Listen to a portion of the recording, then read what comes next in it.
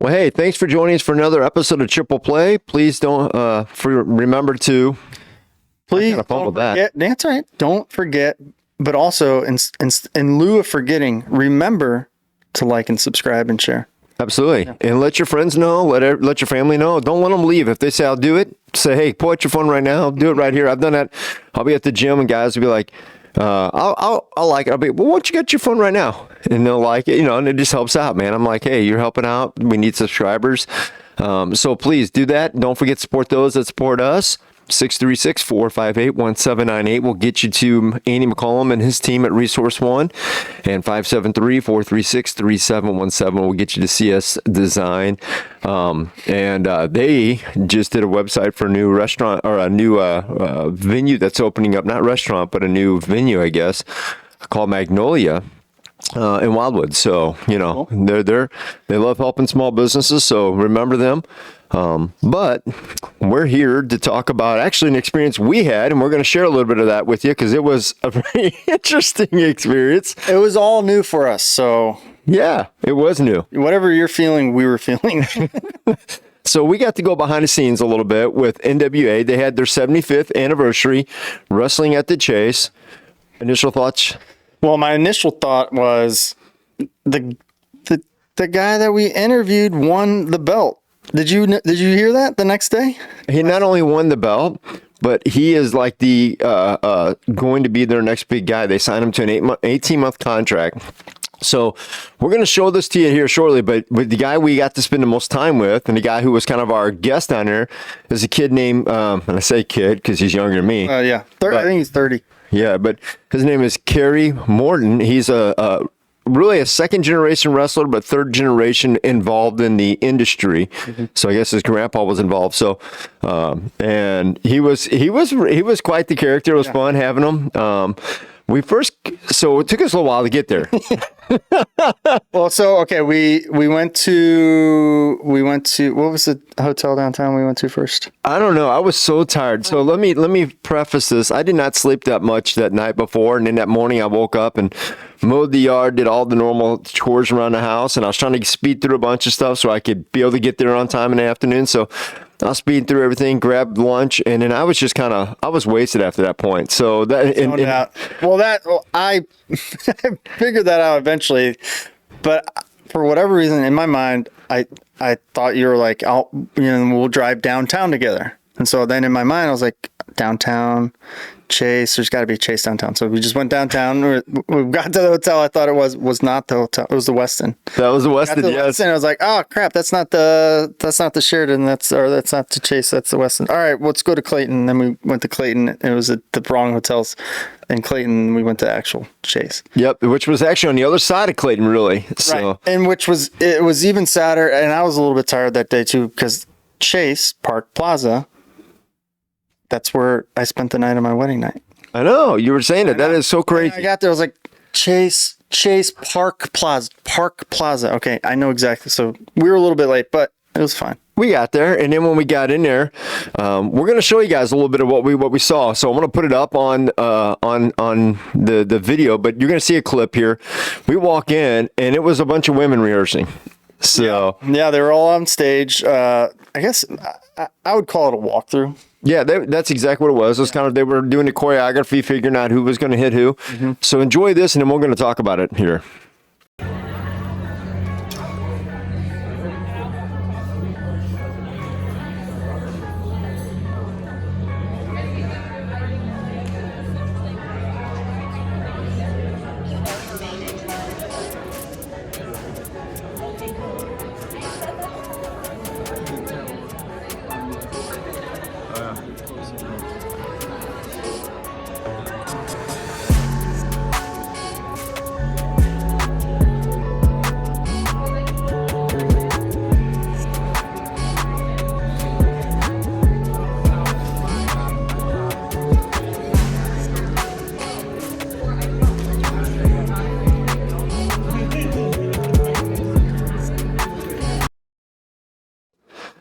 So that was interesting to walk in on, and that was actually after they had done a lot more. So the clip was actually a little late. It was really, really fascinating to me. I wish I could have got a little more of how they were working through it, because I was just sitting there kind of in awe. Mm-hmm. Yeah. When you see them up on stage, I think there's I don't know what they would be, like a stunt coordinator or a choreographer. And they're there, they have an idea, and then the wrestlers kind of talk through their lines, talk through their moves, do the moves nice and slow. Then maybe the coordinator will say like, hey, that didn't look right or whatever. Why don't you try coming around this side? And they'll work through the whole thing, figure it out. And then the next set of wrestlers will come on and do their thing. And eventually, I guess we could show them. You got video of them actually coming out on stage and practicing that? And we're going to do that in a minute, because I was going to say that. Through it, I'm sorry. No, you're fine, man. When we were doing the women, it was towards the end of that I realized, guess what I'd done? Not only had you taken us to 3 places to get there, but I showed up with a GoPro with no memory. That's right. So I went around looking. They had memory sticks, but they didn't have a mini micro SD card, which I'm thinking to myself, we're at the Chase Park Plaza. How does everybody uses micro SD for cameras, for pictures. It's kind of yeah. I'm like, you got a stick that doesn't go. What about all your and this is a nice place. I have to imagine micro SD cards would be. Maybe they're out. Were they out? No. Oh, they just fly. I asked her if she carried them. She said no at their gift shop. I went to 3 other shops because they had like a sterling silver shop, and I was like, you don't by chance. I know you probably don't have one, but you wouldn't know where they are.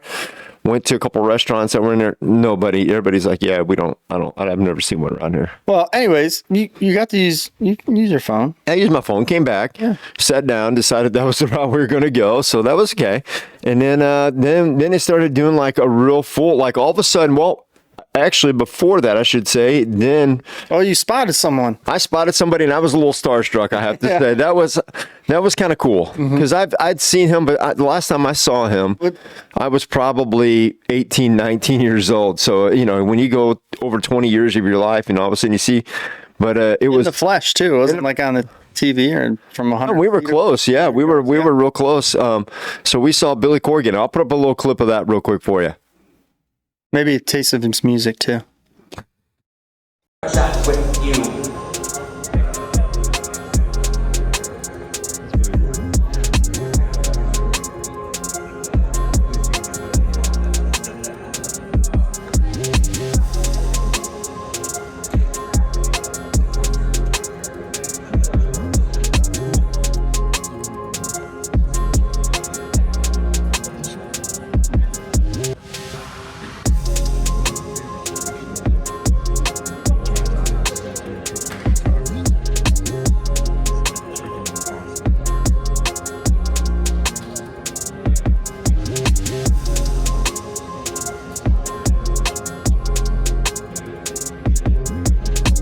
So that was Billy Corgan, and so I was kind of awestruck. I was hoping we might be able to get a chance to talk to him. It didn't happen, but that was, it's okay. It was fun. It would have been one of those things like, no. Now's not a good time. Well, he had a whole camera crew around him, chasing him everywhere he went. Cameras on him. And then he had like a wedding party behind us, and he kind of went back there for a minute, but he didn't stay long. He was like, hey, you guys getting wedding, married, and he kind of said a few things, and then went back to sitting down. That wedding party gave me a seltzer. What are those called? Like claws or something like that, right? Claw. They gave me a claw. It's like, yeah, sure. Yeah. I didn't want it. I just figured no would have resulted in more conversation. Yeah, that was so funny, because that was towards the end when we were talking to a bunch of the other guys, and they just kind of randomly came up and asked. Well, we were standing with ginormous wrestlers, so that's true. They saw an opportunity to see what was going on. Yeah, I guess it was funny. So then after seeing Billy and settling in for a few minutes, and at this point I'm trying to find out where Kerry's at, because I texted him and he hadn't responded at all. So I replayed that when we walked in and waited for a while. He was sitting like 3 rows in front of us. I just didn't know who he was, but I knew who he was after I interviewed him. And I was like, he was sitting right in front of us. Oh, that's funny. I'll have to look back on the videos. On the video. I bet you he is. So Because the next thing we did, which I really, really have to say I enjoyed, they did a walkthrough. They did like a complete practice, like not a walkthrough, but like a practice of an event. And I'm going to show that real quick because we've got to talk about that. That was cool.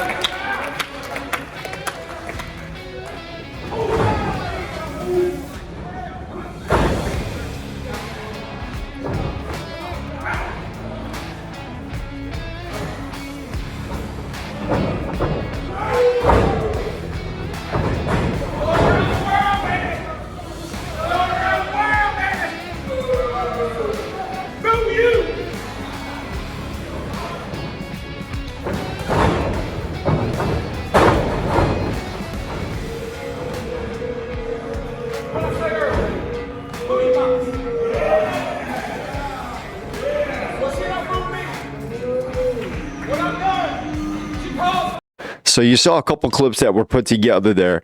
And in this, we get Big Daddy.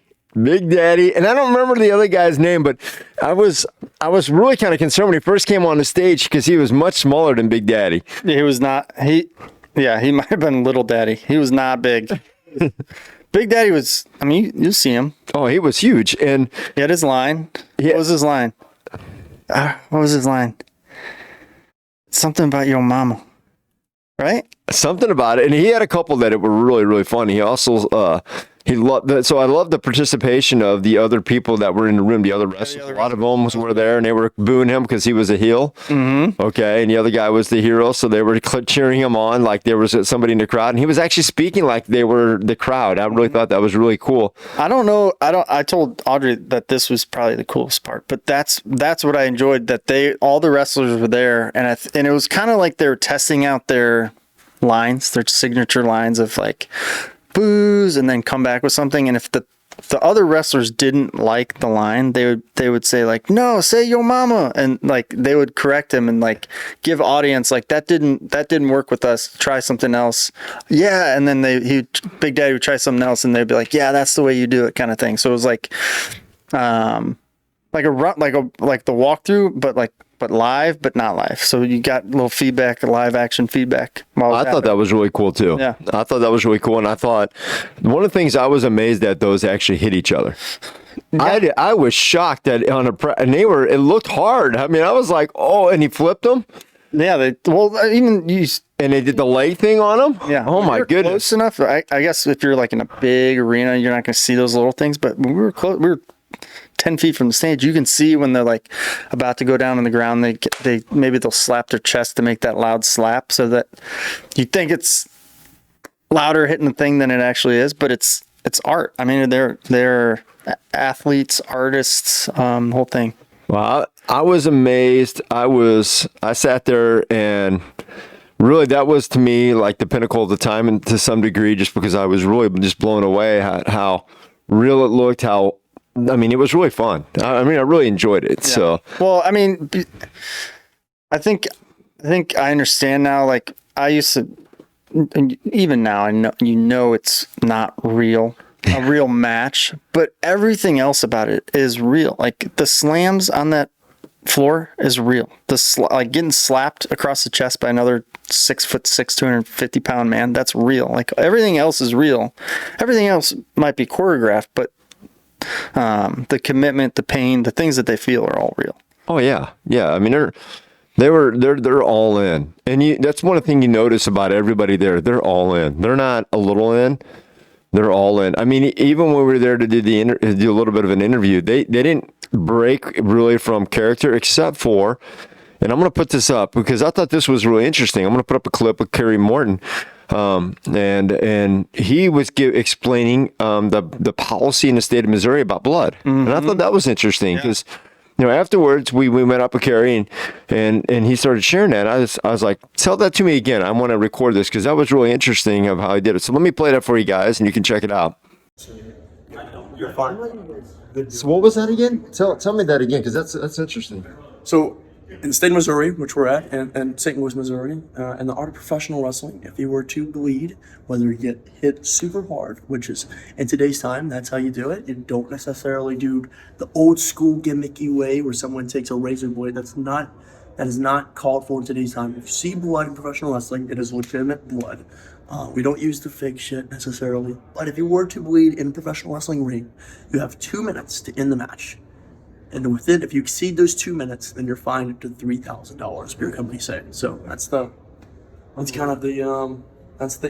So that was Kerry Morton, and not only was that Kerry Morton, but he is, in the words of Billy Corgan, the future of NWA wrestling. So that's pretty big words for him. I was reading some articles about him, trying to understand a little bit more about him. He did win the belt, so he's the big man. And Billy's betting NWA on him. So those some broad shoulders to be having an organization that was reputable. 75 years. Yeah, it was. I mean, it was cool to not have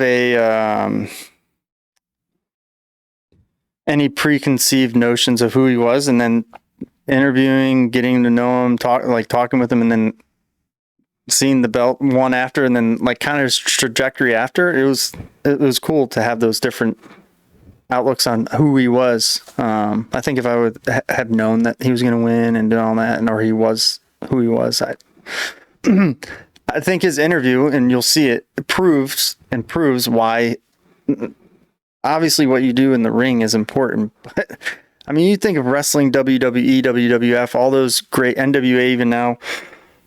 I mean, when I think of wrestling on TV, what do you think of? You think of wrestling, yes, but you think of the commentary, the interviews, the characters, the persona, the personalities that come with the wrestlers. That's what people remember. Well, and I think during the interview, you're going to see like this guy has something. Like the way he speaks, it is kind of like a Hulk Hogan type of personality, I think. Yeah. I'm gonna show it to him real quick. Okay. We'll let him watch it.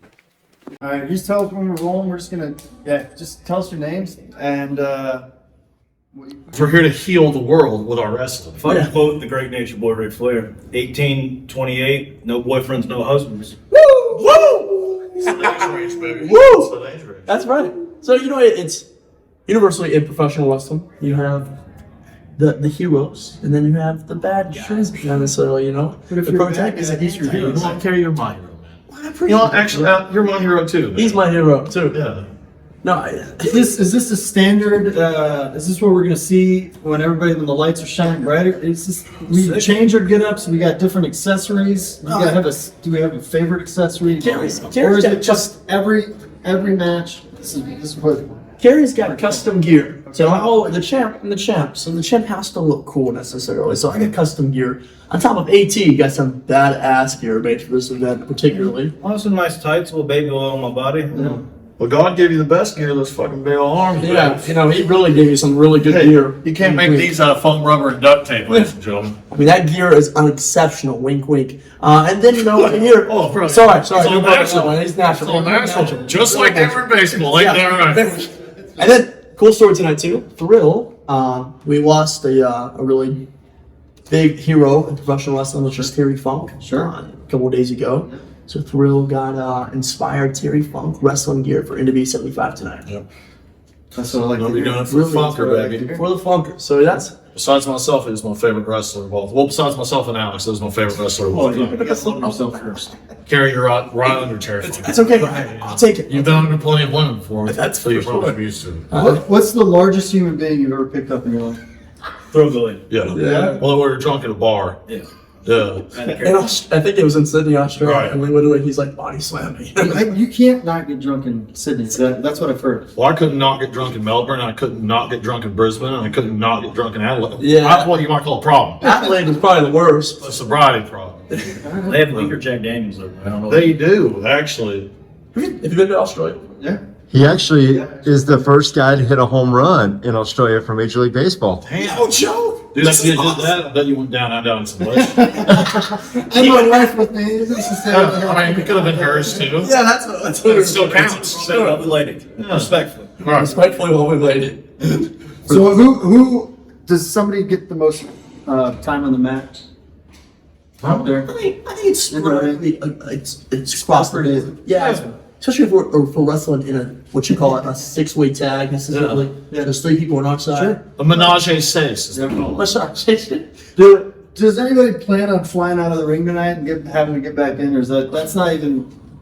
You can't think of that. It's Well, not gonna happen, my I guess. opponents better have a Yeah. couple of plane tickets because they're going to be flying around that whole damn place. Hopefully they got their freaking flyer models figured out. Yeah. 'Cause I still ain't got that shit figured out. We like to sporadically jump over the top rope out to the apron sometimes. I'm in the light heavyweight division. AT's going to heavyweight, and Silas in the super heavyweight. That's the biggest man who ever lived. Right. They don't So make it like this. with that division, I like to fly. Go off the top ropes, do some flips. He does overcomplicate stuff in the bedrooms with the women too. He's doing the flips, and he's doing the spots, and he's doing the dives. Yeah. I keep it simple. Missionary position and a firm handshake. That's right. And then at the end, we top it off with the JVW with that. I love this. We'll go on to another story. No, listen, you guys are making me love wrestling even more. I know, you guys are freaking specimens, right? Uh-huh. But half of wrestling is being a specimen, half is being able to showcase a little bit of specimenness, right? Right. Provide a specimen. Yeah, That's what the doctors so, say. Yeah. I can tell you guys got the bodies, you guys got the vocals, you guys got the package. Oh yeah. It's a big package too. AT's packing huge, but I'm trying. It gets the job. It gets the job done. No, we appreciate You don't look that. like that. You don't brag.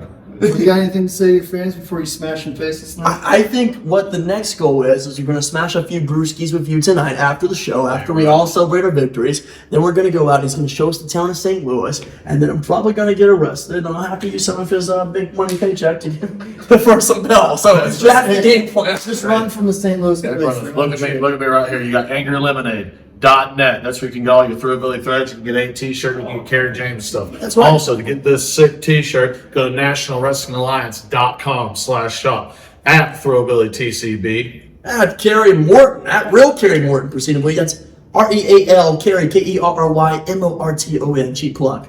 Go for it. Alex T 902. And I got one more thing to say. When you're hot, you're hot. And when you're not,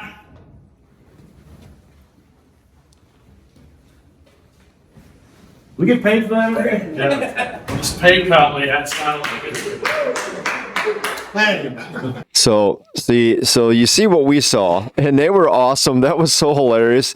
They went straight into character, all three of those guys. I was just totally, I didn't know what to expect. I had no idea. I had no idea that was the energy. I didn't know how to ask questions because it wasn't like it was a real interview, yes, but it was a wrestling interview. And so I had no idea the tempo, the pace, the volume to ask the questions. Do I mirror their energy? You did good. I really enjoyed it. I mean, they pretty much did their thing, and you just kind of step in every now and then, and it was so fun. I was having a hard time holding the camera straight and not laughing too hard because it was so good. And they were just playing off of each other so well. Mm-hmm. I really enjoyed it, and you could tell they really get along with each other real well. Yeah. No, so. they and again, he's the face. If they're that's what you're selling. You're selling personality. You're selling entertainment. You're selling the whole thing.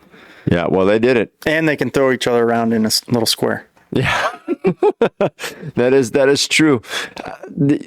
Did you part of it too? We got before we did that interview, we went down and we were kind of by their, what was that, like their locker room? I guess you're kind of calling it. They called it their locker room. Yeah. Yeah, it was kind of down there. What'd you think of that? That was kind of interesting. And there were some characters that went by us. It was. I